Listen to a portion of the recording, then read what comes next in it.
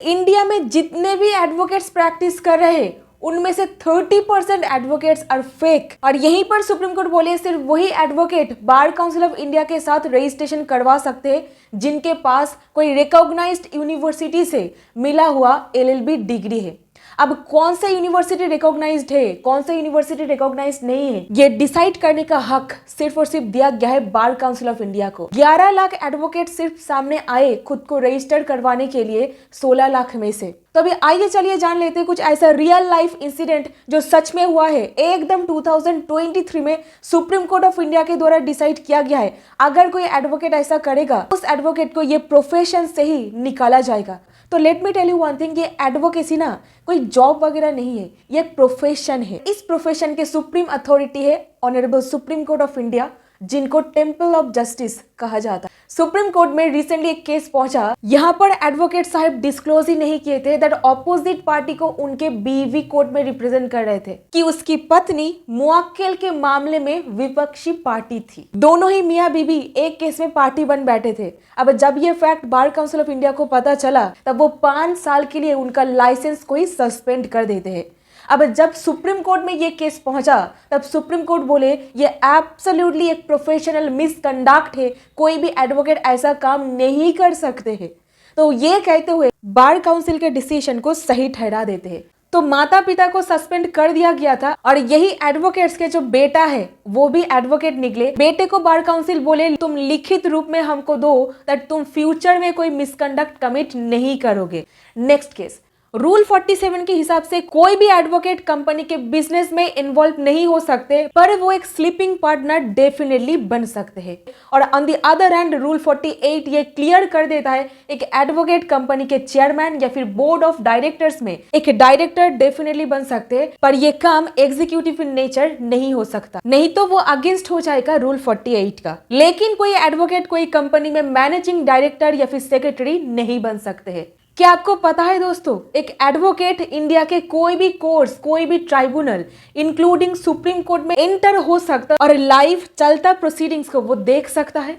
ये पावर आपको देता है rule 30 of the advocates act. आपके पास उस ट्राइब्यूनल या फिर कोर्ट का मेंबरशिप है या फिर नहीं है ये मायने ही नहीं रखता, और इसको ही कहा जाता है दोस्तों advocates right to enter in any court and observe the proceedings. और रूल 50 के हिसाब से कोई भी एडवोकेट को अगर उत्तराधिकारी में, इनहेरिटेंस या फिर सर्वाइवरशिप में कोई फैमिली बिजनेस वगैरह मिला है तो कंटिन्यू कर सकते हो, लेकिन पर्सनली मैनेजमेंट पर पार्टिसिपेट नहीं कर सकते हो। अभी इन सब चीजों के अलावा दोस्तों कोई एडवोकेट बड़ा नेम प्लेट या फिर साइन बोर्ड नहीं लगा सकता है अपने घर के या फिर चेंबर के बाहर। इस तरीके से एक एडवोकेट डाइवोर्स केस सॉल्व कर सकता है, क्रिमिनल केस सॉल्व कर सकता है, ये केस वो केस नहीं, इस तरीके से वो नहीं कर सकता है। नेम प्लेट में सिर्फ नाम के साथ उनका डिग्री इतना सही इनफ है। इसके अलावा एक एडवोकेट को रूल 51 के अंदर कुछ रिलैक्सेशन दिया गया है, जैसे कि पार्लियामेंट्री बिल्स वगैरह रेम्यूनरेशन लेकर के एग्जामाइन वगैरह करना, लीगल टेक्स्ट बुक भी वो एग्जामाइन कर सकते हैं। एडवोकेट कंटेंट क्रिएशन भी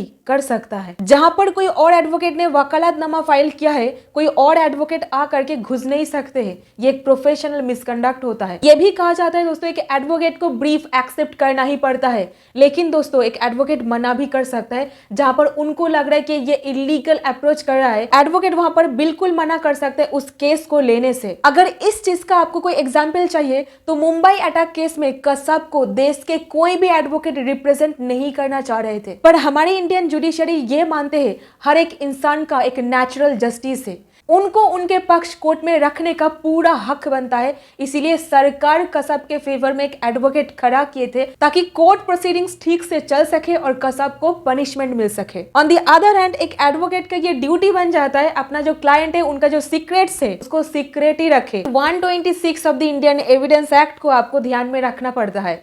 इसको ही पुकारा जाता है प्रिविलेज कम्युनिकेशन या फिर प्रोफेशनल कम्युनिकेशन करके। पर अगर कोई एडवोकेट को धमकी वगैरह दिया जा रहा है, एडवोकेट को ही फंसाने की बात किया जा रहा है, तो कोई भी उनको रोक नहीं सकता है सारा का सारा बात कोर्ट के सामने बोल देने से। और अभी कमेंट सेक्शन में ये भाई ने पूछे है अगर कोई एडवोकेट धमकी दे तो हम क्या कर सकते। तो सबसे पहले अगर कोई एडवोकेट अच्छा और सच्चा होंगे वो कभी किसी को धमकी नहीं देंगे, ये आप गांठ बात करके ले लीजिए। यहाँ पर कुछ डेफिनेटली स्टेप्स वगैरह आप ले सकते हो, बार काउंसिल को जा करके कंप्लेन वगैरह कर सकते हो।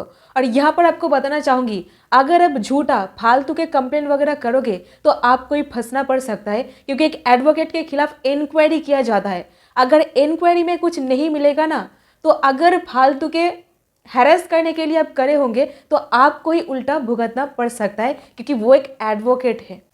जिंदगी वो एकदम बदतर बना देंगे अगर बेफिजूल के आप करोगे तो। जहां पर भी कोई एडवोकेट रियल एस्टेट एजेंट बन के बैठे हुए हैं, प्रॉपर्टी डीलिंग्स वगैरह कर रहे हैं, उनका लाइसेंस को हम लोग सस्पेंड कर देंगे। तो केस का नाम है सैयद अल्ताफ अहमद वर्सेस सुजान। इस केस में एकदम हद कर दिए थे, एक जनरल पावर ऑफ अटॉर्नी लेके बैठे थे ये पर्टिकुलर वकील साहब, उनका जो क्लाइंट है उनके बिहाफ पर। सुप्रीम कोर्ट उनको ये प्रोफेशन से ही निकाल दिए, 5 साल के लिए प्रोफेशनल मिसकंडक्ट के लिए सस्पेंड कर दिए। इसी के साथ दोस्तों, एक एडवोकेट कभी सॉलिसिट नहीं कर सकते, देखो मेरा 2000 क्लाइंट है, मेरा 700 केस ये केस में चल रहा है। ये बहुत नीच काम होता है कोई क्लाइंट खींच के अपनी तरफ लेने का, ये बहुत ही घटिया काम होता है मेरे हिसाब से। जब मैं लॉ कॉलेज में पढ़ रही थी, मुझे ये सिखाया गया था कौन सा काम एक वकील को शोभा देती है और कौन सा काम नहीं, किस तरीके से आप लोगों के ऊपर रूल्स एंड रेगुलेशंस लागू होता है। एडवोकेट्स एक्ट 1961 हम सभी के ऊपर लागू होता है, जहां पर डिटेल में कहा गया है कौन सा काम करने से डिसिप्लिनरी एक्शन लिया जाएगा और कौन सा काम करने से नहीं। और यहीं पर आप सुने होंगे हर एक कोर्स के लिए डिस्टेंस लर्निंग कोर्स के थ्रू भी आपको सर्टिफिकेट मिल सकता है। बट एडवोकेसी यानी कि LLB एक ऐसा डिग्री है जहां पर कोई भी डिस्टेंस लर्निंग फैसिलिटी आपको नहीं दिया जाता है। Bar council of India distance में पढ़ा गया कोर्स को कोई भी अप्रूवल नहीं देते, वो इसको मान्यता ही नहीं देते, तो एडवोकेट बनना दूर की बात। इसीलिए क्वालिटी कंट्रोल करने के लिए बार काउंसिल ऑफ इंडिया बोल दिए थे 2019 में अगले 3 सालों तक कोई भी नया यूनिवर्सिटी को BCI अप्रूवल नहीं देंगे एफिलिएशन वाला। अगर आप ऐसा ही कोई यूनिवर्सिटी से लॉ वगैरह पढ़े हो या फिर डिस्टेंस में लॉ स्टडी करे हो, तो आपको BCI कभी भी एनरोलमेंट प्रैक्टिस करने के लिए नहीं देंगे, आप एक एडवोकेट नहीं बन पाओगे। अभी दोस्तों लाइसेंस सस्पेंड करने के साथ ही साथ 1 लाख रुपए का फाइन लगाया गया, जहां से 50% अमाउंट दिया गया जो कंप्लेनेंट थे उनको, बाकी के 50% कहा गया एडवोकेट्स वेलफेयर फंड में देने के लिए। तो एडवोकेट्स वेलफेयर फंड यानी कि एडवोकेट्स के वेलफेयर के लिए, जूनियर लॉयर्स के लिए क्या वेलफेयर किया जा रहा है? जूनियर लॉयर्स को अक्सर देखा जाता है कि एडवोकेट चेंबर में रखना नहीं चाहते हैं, that's the question. Junior lawyers को स्टडी कंप्लीट करने के बाद लगभग देखा जाता है 6 महीना 3 महीना लग जाता है कोई सीनियर ढूंढ निकाल करके उनके अंडर काम सीखने के लिए। ऐसा क्यों होता है भाई? क्या बार काउंसिल ऑफ इंडिया इसके ऊपर कुछ नजर कभी देंगे? जूनियर एडवोकेट्स को शुरुआती दिनों में थोड़ा सा सपोर्ट करने के लिए कुछ करेंगे भी या फिर नहीं? तो इंडियन एडवोकेट्स के लिए उनको डेफिनेटली कुछ करना ही पड़ेगा, नहीं तो फेक एडवोकेसी का चांसेस बहुत बढ़ता चला जाएगा और इस तरीके से ये प्रोफेशन का जो नोबेलिटी है, जो डिग्निटी है, ये नीचे चला आएगा। तो बार काउंसिल ऑफ इंडिया को प्रोएक्टिवली यहाँ पर कुछ स्टेप्स उठाना पड़ेगा, सुप्रीम कोर्ट को भी यहाँ पर इन्वॉल्वमेंट दिखाना पड़ेगा ये हालत को सुधारने के लिए। और बाकी रहा 5 करोड़ केसेस जिनको सॉल्व करने के लिए नीति आयोग के हिसाब से 324 साल लग जाएगा, उसको देखते हुए इमीडिएटली जुडिशियल रिफॉर्म लाना ही पड़ेगा, नहीं तो इंडिया का हालत और धंसता चला जाएगा। ऐसा बहुत सारा केसेस कोर्ट में चल रहा है जहां पर दोनों तरफ के पार्टी अब नहीं रहे, पर 30 साल 40 साल हो गया है, वो केस अभी भी कोर्ट में चल रहा है। तो यहीं पर देखते हुए अगर आपके दांत में बीमारी हो गया है तो अब हार्ट के सर्जन के पास नहीं चले जाओगे, है ना? उसी तरीके से किडनी में अगर बीमारी हो जाता है तो अब दिमाग के डॉक्टर के पास नहीं चले जाओगे, है ना? और इसको ही देखते हुए मुझे लगता है इंडियन जुडिशरी को कैटेगरी में डिवाइड कर देना चाहिए, ताकि एक फील्ड में जजेस को एक्सपर्टीज हासिल करने में मदद मिल सके, केस सॉल्व करने का जो एफिशिएंसी है वो बढ़ सके। इसमें कोई भी शर्म की बात नहीं है कि अगर आप डाइवोर्स की एक्सपर्ट हो, आपको insolvency, bankruptcy case, cheque bounce case solve नहीं करना आता है, या फिर लड़ना नहीं आता है, या फिर पता नहीं है, नॉलेज नहीं है, इसमें कोई भी शर्म की बात नहीं है। एक फील्ड में अगर मास्टरी अचीव कर लिया जाए तो आखिर में सबका भला होगा। इससे क्या होगा? जुडिशरी का टाइम बचेगा, टाइम बचेगा तो पार्टीज का पैसा कम खर्च होगा, और पैसा कम खर्च होगा तो मेंटली वो हेल्दी रहेंगे, स्टेबल रहेंगे। दूसरा पॉइंट ये बताना चाहूंगी दैट जूनियर एडवोकेट्स के लिए immediately advocates training school establishment करी जानी चाहिए। एडवोकेट ढूंढने का जो वक्त है वो बच जाएगा और वो इजीली काम सीख पाएंगे जल्दी से। इस तरीके से कोई एडवोकेट एडवर्टाइजमेंट नहीं कर सकता है, एडवोकेट सियोरिटी नहीं बन सकता है। जिस कंपनी का वो मेंबर बन बैठा है उसी कंपनी को वो कोर्ट में रिप्रेजेंट नहीं कर सकता है। पर ये रूल एमिकस क्यूरे के ऊपर लागू नहीं होता है। ऐसे तमाम और रेस्ट्रिक्शंस एडवोकेट के ऊपर लगाया जाता है। ये प्रोफेशन का जो डिग्निटी है, नोबिलिटी है, ये कोई और प्रोफेशन मैच नहीं कर सकता है डॉक्टरों के अलावा। पार्ट 1 में जिसको मैं कवर किया है यहाँ पर क्लिक करके आप देख सकते हो। बहुत बहुत धन्यवाद। Thank you so much for watching this video.